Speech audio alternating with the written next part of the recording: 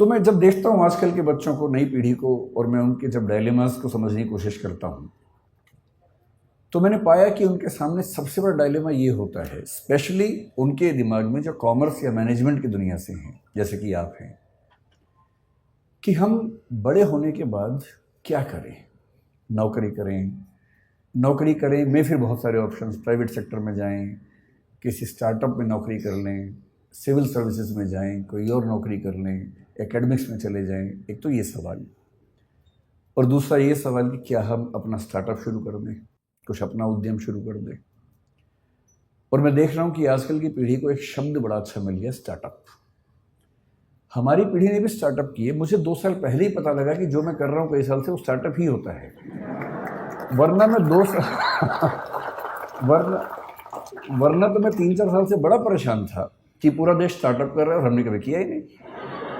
तो मुझे एक बार गूगल पे जाके सर्च करना पड़ा कि स्टार्टअप क्या होता है, व्हाट इज स्टार्टअप। तो पता लगा स्टार्टअप का मतलब अपना काम करना, इतना ही होता है। तो फिर मैं समझ गया कि अच्छा। तो मैंने 1-2 पढ़े लिखे लोगों से पूछा, तो जो मैं करता हूँ क्या वो स्टार्टअप हो सकता है? बोले हाँ वो स्टार्टअप, आपको सक्सेसफुल स्टार्टअप है। तो मुझे बड़ी खुशी हुई कि मैंने ये काम कर लिया, वरना दुविधा रहती कि सारी दुनिया कुछ कर रही है और हमारे वर्तमान सरकार उस पर इतना जोर दे रही है और हमने किया ही नहीं वो काम। आप लोग संयोग से हमारे पूरे भारतीय इतिहास के उस दौर में हैं। मैं इस पे आता हूँ 2 मिनट के बाद, इस वाक्य को पूरा करूंगा। उससे पहले एक संकेत करता हूँ। हर देश में जो इकोसिस्टम है उसमें सपने अलग अलग होते हैं, और ये आपके सपने दरअसल आपके सपने होते नहीं हैं। आपके सपने आपके समाज के सपने होते हैं जो उसने आपके मन में बैठा दिए। ऐसा संयोग नहीं है कि हमारे पास जो बच्चे आते हैं उनमें से बिहार, उत्तर प्रदेश, राजस्थान के बच्चे आमतौर पर सिविल सेवक बनने के मूड से ही आते हैं। और यदि मैं उनसे कहूं कि कभी अपना स्टार्टअप सोच के देखो, तो उनके चेहरे पर ऐसा भाव आता है कि मैं क्या सोच रहा था और आप मुझे किस लायक समझ रहे हैं। क्योंकि उनको जो वैल्यू सिस्टम है जो सोसाइटी ने दिया है वो सिविल सर्वेंट बनने का ही है। उनके लिए उससे बड़ा कोई सपना है नहीं। लेकिन जब मैं गुजरात के लोगों से मिलता हूँ, विशेष रूप से मारवाड़ी या सिख समुदाय के लोगों से मिलता हूँ, तो उनसे नौकरी की बात कर रहा हूँ, हंसने लगते हैं कि नौकरी क्यों करेंगे, धंधो करेंगे, धंधो, अपना काम करेंगे भाई, अपना ही उद्यम करेंगे। सारा खेल वैल्यू सिस्टम का है। हम उस समाज के लोग हैं जहां ज्यादा पैसा कमाने का सम्मान ज्यादा नहीं है। आप कितना ही पैसा कमा लें, लोग आपको सम्मान देंगे नहीं जब तक आप उससे बड़ा कुछ नहीं कर लेंगे। लेकिन कई देश ऐसे हैं, कई समाज ऐसे हैं जहां पर धनी होना, सफल उद्यमी होना अपने आप में एक सक्सेस की निशानी है। मैं एक एग्जाम्पल देके बात करता हूँ। मुझे एग्जाम्पल देने की बहुत बीमारी है, उसी से बात समझाना आसान भी लगता है मुझे। मैं अभी करीब 12-13 दिन अमेरिका में रहा। मैं 5 विश्वविद्यालयों में गया सिर्फ उनका सिस्टम समझने के लिए। उनमें से 2 में मुझे निमंत्रण था, 3 में मैं बिना बोले पहुंच गया कि मैं देखना चाहता हूं कि कैसे आप लोग काम करते हैं। तो वहाँ के कुछ स्टूडेंट्स, कुछ प्रोफेसर से परिचय था, तो उनके साथ मैंने पूरा विश्वविद्यालय देखा, समझा, कुछ बच्चों से मिला, उनके सपने पूछे, उनके पढ़ने का तरीका पूछा, प्रोफेसर से पढ़ाने का तरीका पूछा। पर्पज़ ये था कि कल को अगर मैं कोई विश्वविद्यालय शुरू करूं, जो कि मेरा एक सपना है, तो मेरे पास एक टेम्पलेट हो या कई टेम्पलेट्स हों कि एक अच्छा विश्वविद्यालय कैसा होता है और बच्चों की पूरी ग्रूमिंग का तरीका क्या होना चाहिए। तो उन्होंने सब मुझे बताया। मैंने वहाँ जो बिजनेस पढ़ रहे थे, 1-2 बच्चे जिन्होंने बिजनेस स्टडीज़ पढ़ा हुआ था मास्टर्स लेवल पर या ग्रेजुएशन लेवल पर, और मैं अच्छे यूनिवर्सिटी की बात कर रहा हूँ, मैं यूटी ऑस्टिन की बात कर रहा हूँ, मैं मिशिगन यूनिवर्सिटी के रॉस स्कूल की बात कर रहा हूँ, मैं कोलंबिया यूनिवर्सिटी की बात कर रहा हूँ, इनकी बात कर रहा हूँ जहाँ पर पढ़ना किसी के लिए बहुत बड़ा सपना हो सकता है। वहाँ जिन लोगों ने बिजनेस स्टडीज़ की पढ़ाई की, उनसे मैंने खूब बातें की, 1-1, 2-2 घंटे बात की, और अंत में एक कठोर सवाल पूछा। मैंने कहा 2 बातें बताना सीधे सीधे। एक तो ये कि यहाँ से पढ़ने के बाद क्या पैकेज मिलेगा तुम्हें। वो थोड़ा चौंक जाते थे कि कितना सीधा सवाल पूछ लिया। मैंने कहा इसीलिए पूछ रहा हूँ कि मुझे पता तो हो कि यहाँ आप आए तो उसका फ़ायदा है कि नहीं है। तो उनमें से कुछ ने, मैं स्पेसिफिक नहीं आऊँगा क्योंकि उनकी प्राइवेसी का मामला भी है, 1-2 लोग जो मास्टर्स में काफ़ी अच्छे लेवल पर थे, पूरी स्कॉलरशिप पर गए हुए थे, उन्होंने बताया कि सर हमने जो यहाँ खर्च किया है, मतलब जो बिना फेलोशिप वाले लोग खर्च करते हैं, वो करीब भारतीय करेंसी में 1.5 से 2 करोड़ रुपए के बीच का खर्चा हो जाता है 2 साल की पढ़ाई करने का। स्कॉलरशिप है तो अलग बात है, नहीं तो इतना खर्चा हो जाता है। तो मैंने कहा उसके बाद होगा क्या? बोले सर हम जो डिग्री कर रहे हैं ना उसकी वैल्यू बहुत ज़्यादा है, तो जब हम उतरेंगे बाज़ार में तो हम मान के चलते हैं कि हमें 1 आध साल के अंदर अंदर 2 लाख USD का एनुअल पैकेज मिल जाएगा, जिसका मतलब वही 1.5 से 1.6 CR के आसपास का पैकेज मिल जाएगा। और हमारे खर्चे हैं, लोन है थोड़ा थोड़ा, वो सब हम 3 साल में चुका देंगे, क्योंकि खर्चा भी वहाँ ज़्यादा होता है, लेकिन हम साल में 60-70 लाख रुपए बचा लेंगे, 3 साल में सारा लोन चुका देंगे, तो 2 साल की पढ़ाई का बोझ 3 साल में उतरेगा। उसके बाद हम लगभग $2 लाख हर साल कमाएंगे और लगभग $1 लाख साल का बचा लेंगे, जो कि भारत के हिसाब से काफ़ी ज़्यादा आय का मामला है। तो वैसे हम बहुत खुश यहाँ नहीं हैं, क्योंकि सोशल लाइफ वैसी नहीं है हमारी, but still financially we will be so good that we can be happy on that ground. तो मैं उनसे बहुत प्रभावित हुआ। मैंने कहा वाह क्या बात है, आप खूब सफल हों, अच्छे उद्यम करें, और जैसे से आगे बढ़ेंगे फिर तो पता नहीं क्या होने वाला है। बाद में 2 लाख से बढ़ के 2.25 होगा, 2.5 होगा। मैंने कहा सीधे बताओ कि 20 साल बाद कितना होगा? काफ़ी सोच के बोले कि सर जो 2-3% लोग हैं सबसे शानदार, वो 20 साल बाद शायद $3 लाख के आसपास भी आ जाएंगे, 2.5 करोड़ कमा लेंगे। मैं बड़ा खुश हुआ। मैंने कहा चलो भारत का हर बच्चा वहाँ जाके करोड़पति हो जाए, इससे बड़ी खुशी की क्या बात है। सारा मैं खर्च तो ना करेगा, यहाँ भी तो भेजेगा वापस करके। तो रेमिटेंसेस हमारे पास आएंगी तो हम इस बात से खुश हो सकते हैं। फिर कल मैं न्यूयॉर्क में था, तो वहाँ से जब मैंने टैक्सी पकड़ी JF कैनेडी एयरपोर्ट के लिए, तो मेरी आदत है कि मैं जब टैक्सी में जाता हूँ तो जो टैक्सी ड्राइवर है उससे खूब गप्पे मारता हूँ आधा 1 घंटा, वो पक जाता है मुझसे बात करते करते। तो मैंने उसको पकड़ लिया। ये जो बच्चा था, अच्छा अमेरिका में टैक्सी चलाने वाला आपको अमेरिकन तो आमतौर पर नहीं मिलेगा, 10 में से 1 मिलेगा, बाकी 9 विदेशों के लोग मिलेंगे जो ग्रीन कार्ड पे हैं या वर्क वीज़ा पे हैं और अपनी रोजी रोटी वहाँ कमा रहे हैं। लेबनान के मिलेंगे, कुवैत के मिलेंगे, और जो मुझे कल मिला काजिकिस्तान का, हाँ काजिकिस्तान का मिला, ताजिकिस्तान का सॉरी मिला। प्यारा सा बच्चा था। मैंने उससे उसका नाम पूछा, अच्छा सा नाम था पर मुझे याद नहीं है क्योंकि नाम कुछ अलग किस्म का था। अगर आपको बहुत शौक है तो मैंने नाम नोट कर लिया था, मैं नोट कर लेता हूँ खटाक से, ताकि मैं बाद में केस स्टडी की तरह उसे कहीं कोट कर सकूं, क्योंकि मेरा काम ही ये है कोट करना जगह जगह जाके। तो मैंने देखिए मैंने एक नोट बना रखा है, टेकअवेज ऑफ USA ट्रिप 2023। उसमें जो आखिरी स्टडी है वो है टैक्सी टू JFK एयरपोर्ट। उसका नाम था गाई राटी, 23 साल का बच्चा था, ताजिकिस्तान से। मैंने उसको इंग्लिश नहीं आती थी, ताजिक भाषा आती थी जो मुझे नहीं आती थी, उसे हिंदी भी नहीं आती थी। अच्छा ऐसे में क्या होता है कि इशारों की भाषा में काम चलता है फिर थोड़ी देर के बाद तो, और इशारों की भाषा यूनिवर्सल है। और अंग्रेजी इतनी उसको आ गई थी कि सेंटेंस का स्ट्रक्चर नहीं आता था ना, बाकी तो आता ही था, आई गो ताजिकिस्तान ईयर, तो इतना बात समझ में आ गया था कि साल में 1 बार जाता है। तो इस तरह से सिंटेक्स के बिना जो भाषा काम करती है उस भाषा में काम चल रहा था। तो मैंने पहले उससे पूछा व्हाट्स योर नेम, उसने घूर के देखा, मैं कहा नेम, वो समझ गया नेम पूछ रहा है, तो उससे बताया गाई राटी। फिर मैंने कहा एज, तो उसने कहा 23 ईयर्स। भारत में फूफा लोग इतना करने के बाद तो रिश्ता तय कर लेते हैं, तो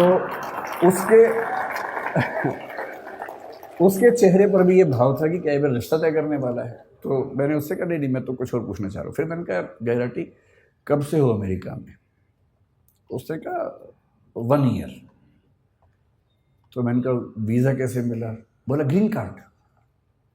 तो मुझे ध्यान आया कि ग्रीन कार्ड के मामले में डाइवर्सिटी पॉलिसी काम करती है, हर देश से कुछ लोगों को मिलता है, तो उसमें उसको मिल गया होगा। तो मैंने बहुत सहानुभूति के भाव से पूछा, मैंने गाई राटी कितना कमा देते हो यार? मुझे लगा बोलेगा बहुत कम कमाता हूँ, इस भाव से थोड़ी सी टिप मिल जाए अंत में, और मैं उसको बहुत खुश होकर $10 की टिप दूंगा और एहसान कर दूंगा अंत में, मुझे भी खुशी हो जाएगी। तो उसने कहा कि ऑलमोस्ट $400 to $500 एवरी डे।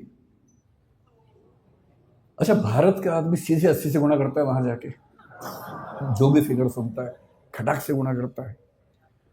मैं घबरा गया, भाई ये तो बहुत ज़्यादा कमा लेता है, इसका मतलब तो बहुत ही ज़्यादा कमा लेता है। मैंने कहा अच्छा।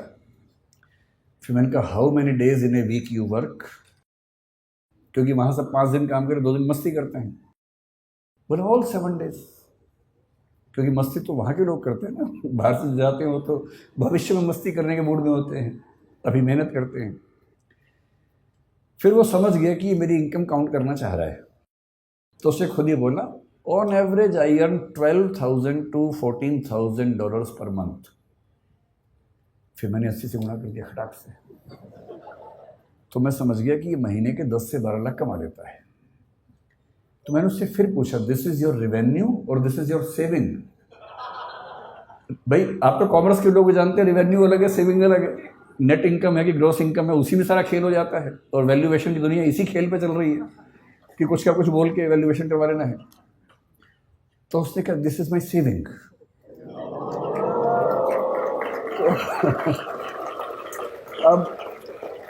अब मुझे घबराहट होने लगी, क्योंकि वो 10 से 12 लाख महीने का कमा रहा था, और उसको 12 से गुणा करूंगा तो 1,20,00,000 से 1,44,00,000 हो जाएगा साल का, जो कि 2 साल की MBA करने के बाद 3 साल लोन चुकाने के बाद भी लगभग उतना हो रहा था।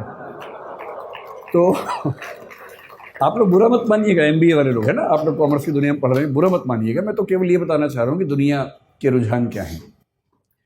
तो मैंने बड़ा हौसला मन में रख के सोचा कि कहीं तो MBA वालों को ऊपर उठाऊं। तो मैंने कहा लेकिन तुम्हारी इनकम आगे बढ़ेगी नहीं इससे ज़्यादा। You have a stable income, but if you had been in service you would have grown faster, you would have got increments every year. मतलब ये बात समझाने में 1 घंटा लग गया, तोड़ के सेंटेंस बोलने पड़ रहे थे। तो उसने कहा no, I am buying 2 more taxis. तो मैंने कहा भाई अभी सेल्फ ड्राइविंग कार की परमिशन तो मेरी नहीं है कि तुम 2 टैक्सी लेके चला दोगे बिना ड्राइवर के, कैसे कैसे होगा, तुम कितनी चला लोगे? पर no, I will get 2 drivers from Tajikistan and the per hour minimum wages is $10 to $12। तो मैं उनसे दिन में 10 घंटे काम करवाऊंगा, $120 उनको दूंगा, और मैं एक टैक्सी से 400-500 कमा लेता हूँ, 120 दे दूंगा, तो भी मेरे पास मतलब 350 की एवरेज एक कार से बचेगी। 2 से 700 7 दिन चलाएंगे, तो मोटा मोटा मान के चलिए कि मामला बड़ा रिस्की हो जाएगा। तो फिर मैंने टिप दी नहीं उसको।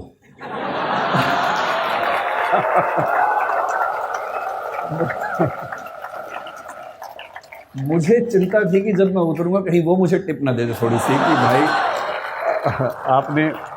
आपने इतना पूछा, थोड़ा आप चिंतित हो गए होंगे, अगर आपको टिप चाहिए हो तो आप ले सकते हैं। और मज़े की बात क्या बोला, साथ में पढ़ाई भी करता है वो, इस सब के साथ साथ वो ऑनलाइन या हाइब्रिड करके कुछ पढ़ाई भी करता है साथ साथ। तो मुझे लगा कि श्रीराम कॉलेज ऑफ कॉमर्स के लिए सही केस स्टडी मिल गई मुझे,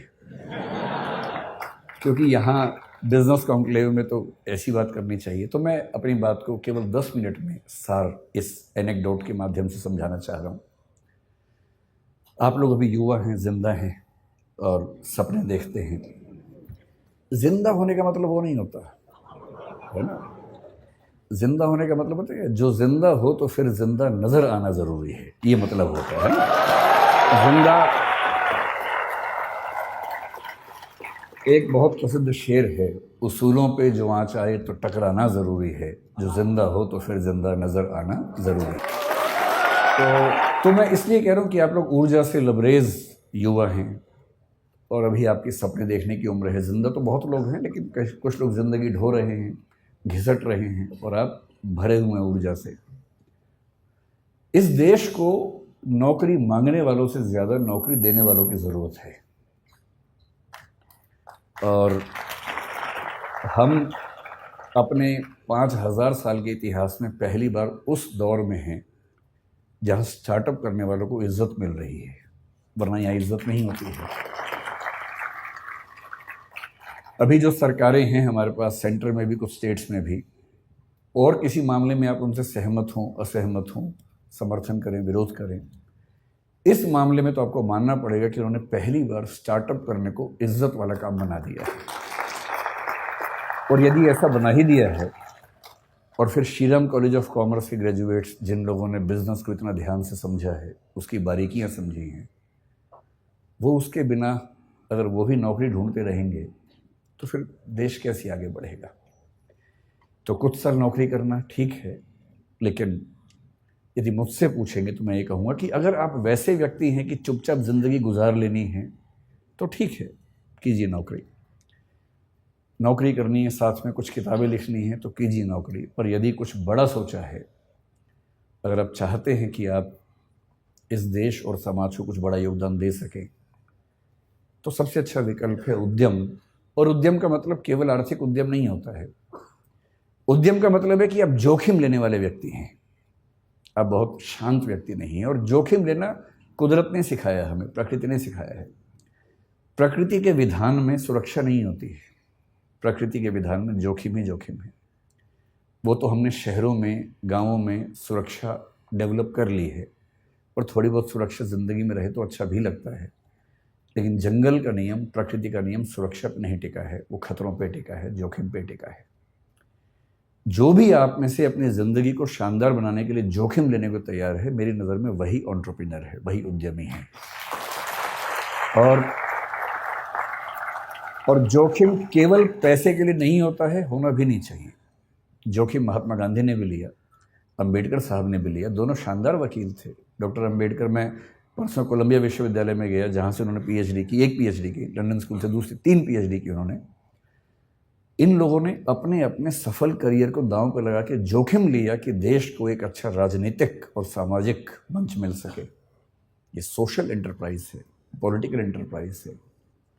कबीरदास हों, गुरु नानक हों, या महात्मा बुद्ध हों, महावीर स्वामी हों, इन सब ने अपने अपने समाज को बेहतर बनाने के लिए अपनी जान को जोखिम में डाला। ये सब उद्यमी लोग हैं। कोई स्पिरिचुअल एंटरप्राइज करता है, कोई सोशल एंटरप्राइज करता है। आप बिजनेस एंटरप्राइज वाले लोग हैं, लेकिन मैं इतना ज़रूर कहूँगा कि बिजनेस में पैसा कमाना ज़रूरी है, क्योंकि वही आपको ज़िंदा रखेगा, वही आपके उद्यम को चला पाएगा। लेकिन कोई भी उद्यम जो सिर्फ पैसा कमाता है, वो समाज को फ़ायदा नहीं पहुंचाता है। और मैं एक बात अक्सर कहता हूँ, आखिरी बात आपसे वही कह रहा हूँ, कि अगर अपने जीवन को एक ठीक दिशा देनी है तो सिर्फ एक काम कीजिए। बहुत बुरा लगेगा, पर मुझे ये सलाह मेरे एक मित्र ने दी थी, मैं आपको दे देता हूँ। आज घर जाके अपनी ओबिचुअरी लिखिए। ओबिचुअरी का मतलब होता है किसी के मरने के बाद अखबार में जो छपता है उसके बारे में, कि दुख के साथ सूचित किया जाता है कि फला फला की मृत्यु इस तारीख को इस वजह से हो गई है। उसके बाद की 4 लाइनें आप अपने बारे में क्या चाहते हैं लिख लीजिए, उसे बनाइए विजन स्टेटमेंट। वो लाइनें कई तरह की हो सकती हैं। एक ये हो सकती है कि इस व्यक्ति ने जीवन में खूब पैसा कमाया, इसने गुटखा बनाने वाली कंपनी बनाई, इसने अरबों रुपए कमाए और इसकी वजह से कई लाख लोग कैंसर से मरे, पर पैसा खूब कमाया। दूसरा ये हो सकता है कि ये व्यक्ति चाहता तो अरबों रुपए कमा सकता था, पर इसने लाखों ही कमाए और अपनी ऊर्जा उन चीज़ों में लगाई जो समाज को और बेहतर बना सकती है।